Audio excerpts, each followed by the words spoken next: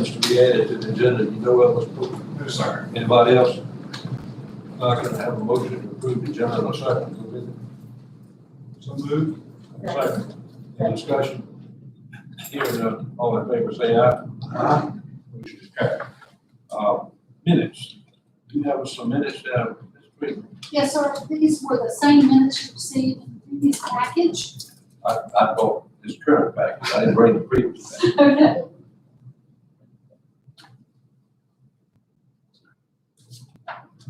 So I think you all have already done that one.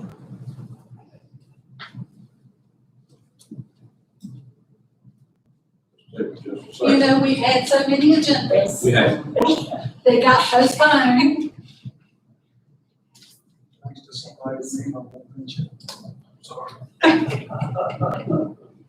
let's see, Well, your choice, was it?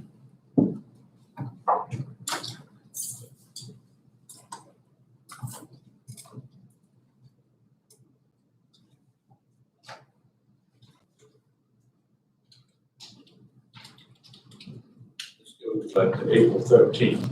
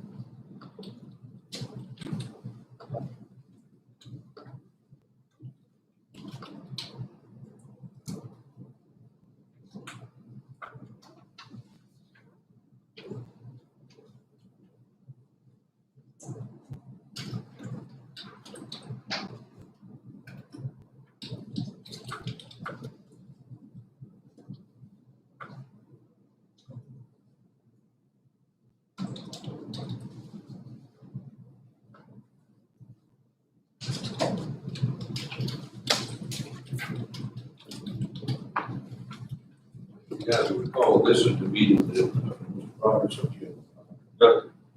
Did you see anything in the minutes that you guys just make any changes? So, can I have a motion to approve the minutes we've been handed here? I move.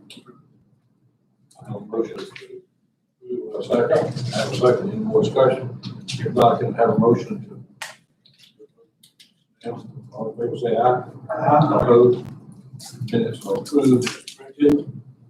I need a motion to go into public hearing to hear ZMA -3-20, Strike Bass Solar Apartments LLC. Motion to go into public hearing, I second to that. Second. Got a second? All in favor, say aye. Aye. May public hearing. Yes, we originally had a public hearing for this request back in December of last year. It was, decision was deferred at that meeting, and then with several unforeseen circumstances, and that put off, so I went ahead and scheduled another public hearing, so everybody would have a chance to give us their comments, advice, and refresh everybody's here. So anyway, it's the same staff report that we had back in December. The applicant is Strike Bass Solar Partners LLC. The owner of the property is Alvin Turner. It's two parcels, parcel 1713 to 1643. Parcels are located in Action District 3. There's own R1B single family. We look at the existing use of the property as used for pastoral property. The applicant's request is to rezone the property to R1B. single-family dwelling and A1 agricultural. The reason they want to rezone it is, they wish to construct a small utility scale solar project on the property, which would require a special use permit in the A1 district for those type of uses. When we look at the surrounding properties, we find a mixture of zoning. We find some R1B single family residential, A1 agricultural, and across 95, some property zoned industrial. We had a previous zoning case on this property back in 1998. The owner at the time wanted the property rezoned from A1 to R1B, so he could do a subdivision. The subdivision was never developed due to the cost of infrastructure. It was just too costly to get public water and public sewer to the property. Right now, public water ends past the country club and doing conditional subdivision. The property's changed hands numerous times. I think they've had 2 subdivision plans drawn up on this property, but they never went through the subdivision process. The properties, or the last plan, all the properties were at a minimum of 8.5, which means the A1 requirements, not the R1B requirements. And the reason they were large lots is because they would have to rely on water and sewer. When we look at the character of the area, the surrounding area, a lot of it's used for recreational activities, states north of the country club. We have, like I said earlier, forestal practices and low density residential scattered essentially. When we look in the comprehensive plan, it's in the urban service area, and on the future land use plan, it's in the rural residential. As y'all are well aware, we're going through the comp plan update process now, so I figured somebody would ask me what is the future land use designation on the new comp plan that we get to adopt, but we've been working on. Again, that is still rural residential in that area. It's going to slow to the on the updated comp plan. I have been asked by one member of the planning commission, could we just leave it R2B? Yes, we could leave it R2B. My only concern is if we leave, R1B, if we leave it R1B, somebody develops a property that doesn't require reserve drainage. So if you had a system fail, it's too costly to get public water system to. So the applicant, as I stated earlier, they want to rezone to A1 to allow them to build a utility scale solar project. But tonight, we're just hearing rezoning application. We still have to go through the process of the SUP, 2232 process, and the SUP process to approve of their respective projects. Staff's recommendation was to approve it to A1, therefore that way the lots, if somebody else did residentially, be in conformance with our A1 district lot regulations, plus they would have to have, instead of backup drain field in addition to the primary drain field on the property, in case one drain field was too thin. So my recommendation was to approve based on 3 facts: the subject property is located in the rural residential area of the comp plan, future land use met. The land use plan recognizes large scale economic development projects within the rural residential area subject to all required land use approvals. It's approved by the board of supervisors, and in fact, there's no public infrastructure, public water sewer in place to support a higher density development such as a residential subdivision. Any questions, concerns? I have a couple of questions. The first one, Lynn, I'm really surprised that the reserve drain field requirement is part of the zoning criteria. I think that would be the Virginia Health Yes, and they have to follow the regulations too. if you have we have 3 residential districts. We have R1A, R1B, and R1C. And of course, like R1C are the smallest lot sizes. You typically have no warrants, so you can buy the small lot size. R1B, you typically have water or sewer. One or the other. Most of our R1B, we have both now. And then R1A is where you expect to see public water or sewer in the near future before don't require reserve drainage. I can't imagine the health department would approve septic design without the reserve drainage. You're saying they will? Yeah.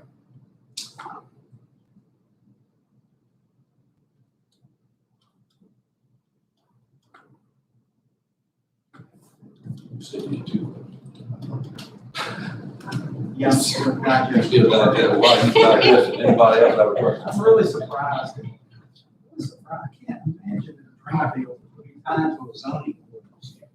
It's not logical. I mean, I understand if you are the infrastructure, but still from a practicality standpoint. The other question I had was, could you explain to us rural residential? Yes. And that's what we are proposing to change this area to. It's already rural residential.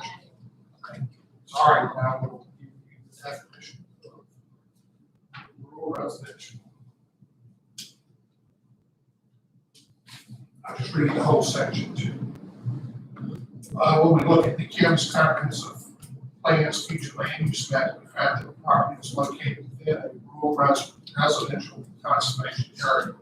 The rural residential conservation area is characterized by low density residential development such as detached single family dwelling units on lots larger than urban or suburban lots. Certain agricultural and farming uses are typically allowed. In addition, large-scale economic development projects may be allowed subject to required land use approvals as approved by the board of supervisors. That's the definition, correct? So basically, the residential lots on larger residential lots. Correct. You know, right now, largest lots are acre and a half. Yes. So wouldn't this be, I mean, in my mind, this would be a case of, you're saying R1, I don't have a mind to it. Would you like to move down? Don't, because y'all hear me. Yeah, right. A case where it would be, maybe be more appropriate to be R1A, because you're saying that it shouldn't be R1B because of the drain field catch in the definition. But I don't understand the justification to taking it back down to A1. Because a large scale economic project, you know, a 3 to 4 megawatt solar project is not a large scale economic development project. I mean, not really. No. Okay, well, that was one of your criteria. My concern, based on the R1A, if you take it back to that, is the lack of having required reserve drain field. Right. Because I know neighborhoods in the county, I'll use Jonesville Road as an example. You have little bitty lots, the acre lots that were developed before we had zoning, you don't have reserve drain field, so we have failing septic systems. Well, shouldn't that be something that then maybe we fix in our definition, in our ordinance? Once we get the new comp plan reviewed, as the practice group said the other day, the next step is to go through our zoning ordinance and clean it up and make it match. Right, and match. That's a good idea. Right, because I mean, I agree, we don't want anybody to say, oh, I don't need a drain field, and then they get there, then they have a problem. They have a big problem. So, I mean, I feel like that we need to clean that up, definitely. I agree 100%. But, I mean, this question tonight is taking it back down, regardless of drain field or whatever. You know, it's taking it back down to A1. I was thinking that Kelly had said that that area was low density, medium density, and that was our new definition of residential. I'll pay for that. But we didn't, we didn't talk street level, she was just going around supporting them. And so, if future land use is showing that it's residential, Rural residential. we are supposed to then make a zoning change based on what that future plan is in the comp plan. And, I think there's an argument to be made whether it should have been R1A or R1B, but not go back down to A1. Because again, it's between 301 and 95. And I feel like if we don't now, we could get in trouble in the future if we need homes developed quickly, and you had a developer come in, say from the outside, who had enough money to get water and sewer that little bit of a distance, because it's right there on 301 at the industrial CIMC. And so just to take it down that road, that's probably doable. And even if it's not, it's 200 acres, it's big enough to do well and septic. So we may need that area for residential. And I hate to see us take it back down to an agricultural classification, because forestry is allowed in R1B, which is why it could be R1B. But farming's not allowed in R1B.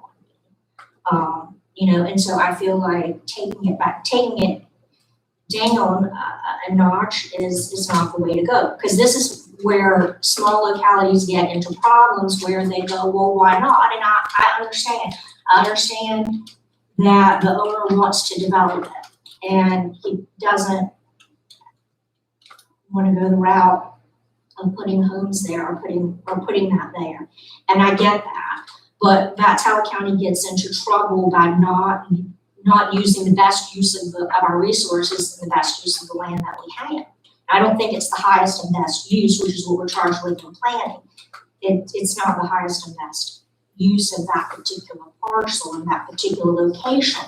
It's the Zion Country Club, which is a zone of public space, would be ideal for not only residential, it could be shopping, Commercial. as well, it could be commercial as well with your road infrastructure there. So putting something that's as passive as a solar farm there, I just don't think it's the highest and best use of it. If they wanted to do something else, a zoning change would be justified, but not taking it down to an agricultural zone.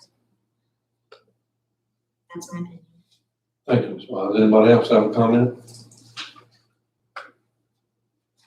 Take your second question. I'm still hung up on the. Okay.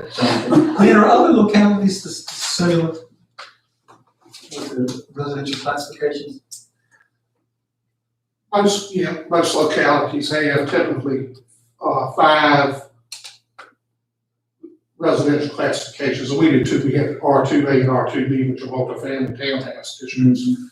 So other localities, they're rural residential, they have 2 or 3 different rural residential classifications where we don't. Everything's A1 agriculture. Southampton is a good example. I think they have 3 different rural districts. I don't need to beat a dead horse, but yeah, I think the thing for us to do is to fix that as soon as we can. I know it's a different topic from tonight. But that's something we typically do after a comp plan update is go through the zoning ordinance and get that updated also. Okay. Let's hear from the applicant.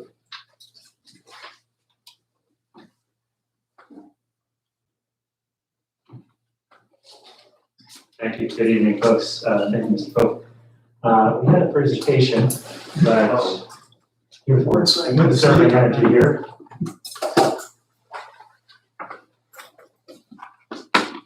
While he's getting that back up, thank you, members of the commission, appreciate your time this evening. I do, like I said, so I've got several slides here, but don't be concerned. I was only going to touch on a few. Just state your name for the record, please. My name is Jeff Suttle.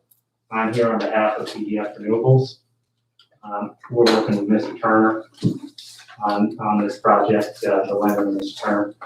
I'm joined here tonight by a representative of Mecklenburg Electric Cooperative, Dave Lipscomb, and a member of my technical, civil environmental consultant, PRC, Christian. Here we go.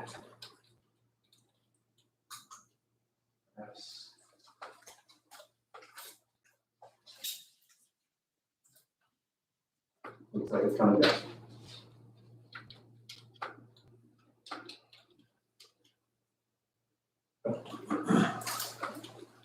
All right. While he's working on that, I'll just jump in. I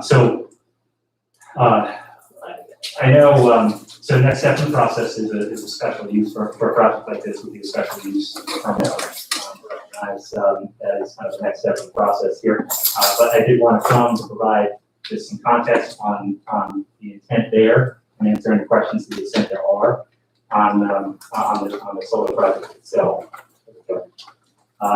As by way of context, so my company, EDF Renewables, we're working with Mecklenburg Electric Cooperative and Old Dominion Electric Cooperative, which is the generator and transmission organization that supports Mecklenburg Electric. We're working with them on a 3 to 4 megawatt AC solar project for this property. David can of course speak to this, but Mecklenburg Electric, nonprofit electric cooperative in the area, serves customers outside of the Dominion service territory. 100% of so this proposed solar project, 100% of the power would go to members here in Greensville County, Mecklenburg Electric customers here in Greensville County, businesses, homes, and the surrounding area. This power does not go, it doesn't get put up on a transmission system, put somewhere else. This project is specifically to benefit the cooperative and to serve local load, local customers. It has two advantages. The reason we cited it, we sort of, we're working with Mr. Turner is because there's existing distribution infrastructure there, and you don't have to build high voltage substation, anything of that nature. It keeps so that economics at the right scale benefits the members of the electric club. So that's the intent of the solar project. And again, I recognize that's probably a little more detailed. We'll get into the next step of the process. But like I mentioned here, so the intent, roughly a 3 megawatt project, 3.5, 4 megawatt project, about 30 acres, just to give you a sense. So the total property itself, about 232 acres between the two parcels. So we're looking at using just over 10% of that potential for a solar project. And I guess just to speak to some of the questions or concerns that were raised already, the solar project typical life is 30 to 35 years. I'm sorry, 25 to 35 years, typically around 30 years, plus or minus. So you've got this, with this situation, this property, particularly you've got two residential developers, at least two residential developers that have come in and tried to develop housing here. And they haven't been able to do that because the infrastructure costs are too high. I don't have a great sense of how far the distance is per se, but you've got two different sort of larger developers that came in and tried to make something work, couldn't do. That's why Mr. Turner, and I think that's why he's working with us. He does use the property currently, it's timber. And a good chunk of it's recently been timber. So you could plant seedlings, go back, wait another sort of 25, 30 years to harvest those, or similar time frame, solar project, roughly around 30 years, benefits the local community. or electric customers. I think he might argue, Mr. Turner might argue that that is sort of the highest best use of land in the near term. That doesn't preclude great things about solar projects. Is, again, the project life, you pull them out. It's not a lot of foundations, not a lot of concrete. It's steel posts, steel posts being driven underground. So at the end of the project life, you pull them out, you can put it back into ag, or you can put it back in timber if you wanted to, or you can put it into residential. So the solar project in the near term doesn't necessarily include that. But it is, I think, a more favorable economics for the landowner than they go back into timber. Unless you can go back on that. Just to touch on, I think, so Lynn framed this up. I'm kind of a visual person, so I want to just sort of put up the maps.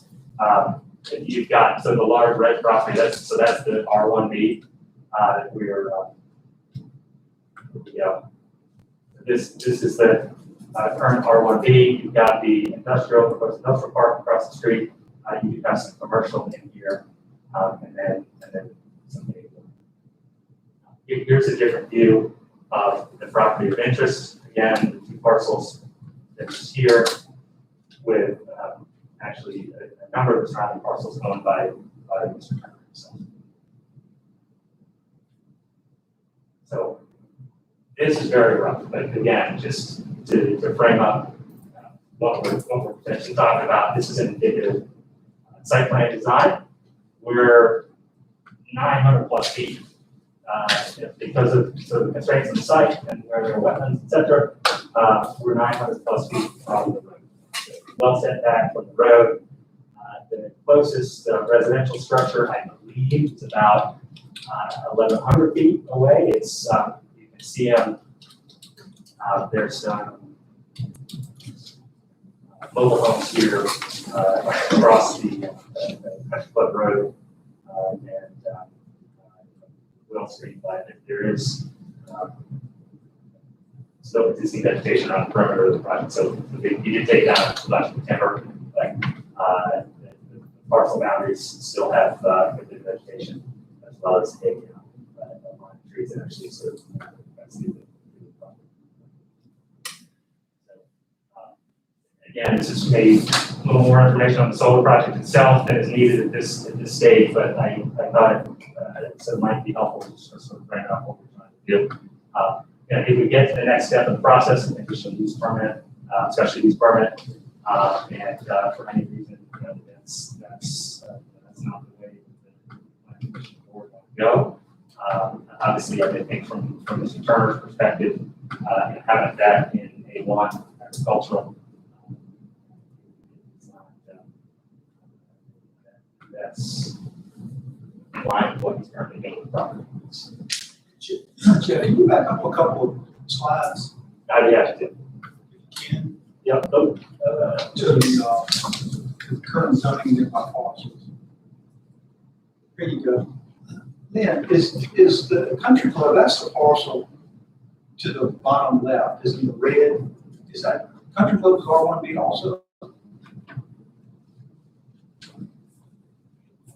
See, it looks like.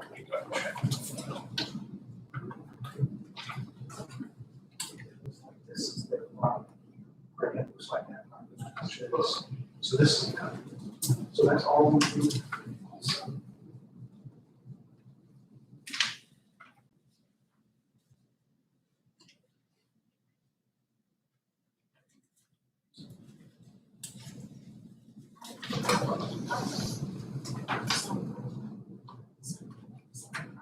Maybe because it's private.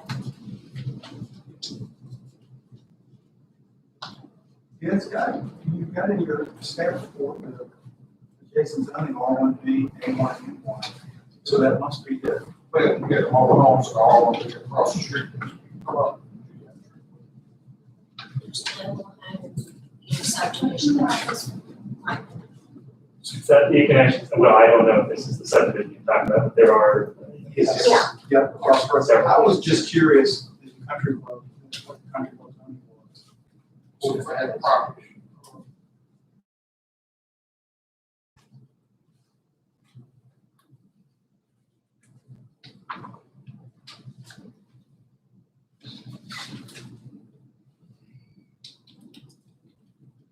sorry, Jeff, we need. No, that's all right, that's all right, and we pulled this off the, I think off the county side, so. And I don't have a copy sheet in here. Why don't you pull it up?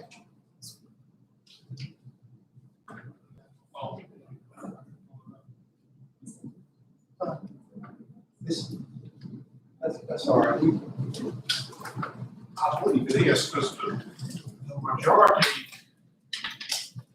of the property, the boundary range is of the woods that lead up to Mr. Turner's land. Just the country, the fairways and stuff on the eastern portion of the property up here. So I would say yes, that's R1B. I can go check real quick. Well, I mean, it Yeah, is. let me check with my phone. She can pull it up, make her percent. We just can't access it. It's point system. And while she's doing that, actually, if it's all right, I might ask Mr. Diggs with Mecklenburg West to just come up and speak to that. I put some information in here about some of the benefits of solar projects. And there's frequently asked questions that I have to that. I hear what you're saying, but we're tonight talking about rezoning. Right. Let's stick to rezoning. Okay. Because I think what you've done, you leapfrogged over to the application down the road. And I don't want to conflate the two, Understood. because it could get rezoned and the other not fly, so. Understood. Yep, I know, I was simply trying I to understand. respond to some of the questions. It took me a while, and you started speaking, and all of a sudden I realized you weren't on the rezoning, you were talking. That is correct, that's the next step in the process, correct? But that's all right, let Mr. Mecklenburg come on, let people stop. We like that, he's a big guy. And I recognize. I'll have to take my mask. There he is. Ladies and gentlemen of the commission, my name is David Lipscomb. I'm with Mecklenburg Electric Cooperative. We certainly appreciate the opportunity to talk to you tonight. I do want to first let you guys know we understand and respect the responsibilities you guys have to make this decision. And we appreciate that. And we recognize that this is a step in the path. One of the things that I would ask you to consider is placing cooperative scale solar is what we call it, something below 5 megawatts. It's actually needed and helps serve residential smaller areas. And when we can find places near residential communities, it really helps us to offset the typical power, the general power that's transmitted at a traditional power plant and provide that local. So the substation that we'll use is already there. It's already in the community. The power line's already there. So it will just use those facilities that are there. So when we can get close to our load centers, whether it be some commercial applications that are there, some industrial and some residential, it lets us use that. So you'll notice that this actual project is proposed to be 3.4 megawatts. That's pushing up pretty good size for us. To be able to get something of that size to serve an existing substation is really something that's helpful. So again, we do appreciate, respect, and the responsibilities that you have, certainly support that. But this is, I guess, a side note of that being able to provide alternative forms of energy, to provide that energy that's green and it's helpful to our community. Need to find there's a puzzle and we need to find a place for this piece. So, thank you. Any questions you guys might have for me? Thank you.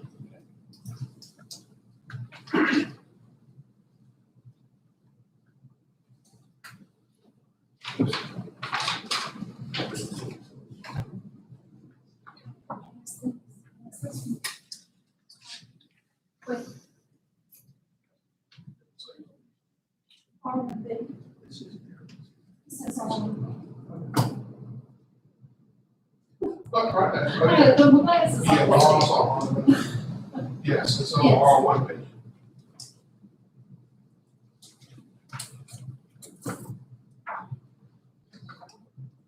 Yeah, it's on R1. I'm surprised at that. I get it is what it is. Any more comments from you, Jeff? I don't, like I said, I'm happy to answer questions. The intent here is to develop a project that lasts sort of about 30 years. Yep. And at that time, get pulled out and put that in residential or some other use. Thank you. Anyone from the audience want to speak to this rezoning? I don't want to get it too tied to the, down the road. We're talking about rezoning tonight, not the next step. Anybody else want to speak against it or for it?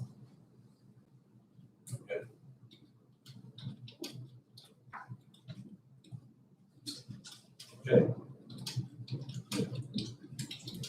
If you have no other questions, we need to go back into regular session if you all are ready to do that. Okay. And I have a motion to go back into regular session. I have a motion, have a second. Got a second. Any discussion on that? All in favor of going back into regular session, say aye. All opposed, we're back in regular session to consider rezoning ZMA -3-20. Strike Bass Silver Park. Rezone their property back to A1. I saw here where it said Jason told me. Here. All right. Any comments on that?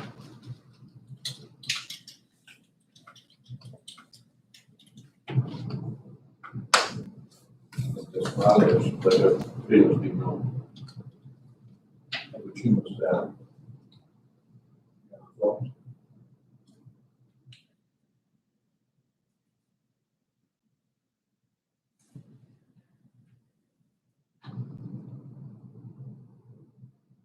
This is deferred back in December last year. Right, yes, sir. Then it floated to reserve. Yes, sir. I didn't say. And we have hiccup. That was tonight. I don't think Mr. Turner been by yet. Yes, sir. I think Jeff said that he had to get rezoned no matter what comes down the road. So Well, he's using it for timber right now, and timber is allowed in R1. So he wouldn't be hurt he wouldn't be hurt. no matter what happens down the road. Right, leaving it in R1B if he still wants to have timber on it, that's allowed use, that's why he's doing, continuing to do that, because it was already allowed. I think my neighbor Jeffy is concerned if we're taking what was proposed as a residential area. And I realize what Mr. Turner saying, had two shots at trying to develop it for residential, it did blind. Anyhow, somebody ready to make a motion or we can pray about it?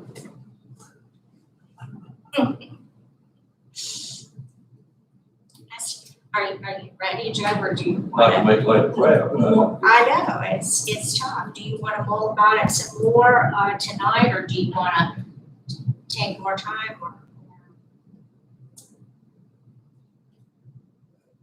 we deferred it for a long time, but I'll be honest with you, I haven't been thinking about it much. I mean, it's kind of like starting over. Right. So much happened during that last 6 months. There's a lot of stuff still going on too. Yeah. And so. I think it would be fair to the applicant for us to go ahead.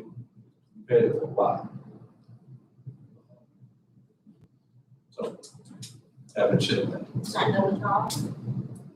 Diane, does that go with you? Well, I would like to make a motion, not to rezone it to leave it R1. okay? There's a motion on the table to leave it, to not rezone it, leave it as it is. That's what you said, right? Yes, sir. You don't have a microphone. I'm sorry. All right, you all heard the motion. Is there a second to that motion? And I'm uncomfortable with it. I don't. Really uncomfortable. I think I'll second. All right, we have a motion on the floor to leave it as it is, not to rezone it. We have a motion and a second. Any further discussion along that line? Everybody understands what the motion is?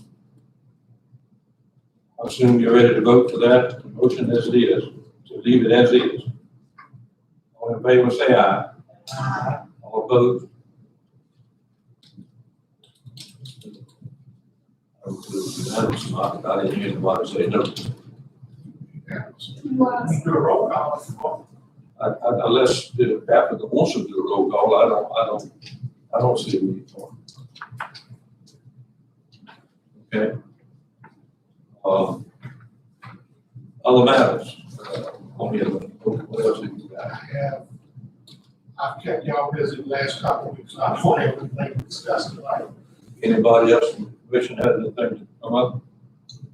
Can I have a motion to adjourn? So moved. Second. All in favor, say aye.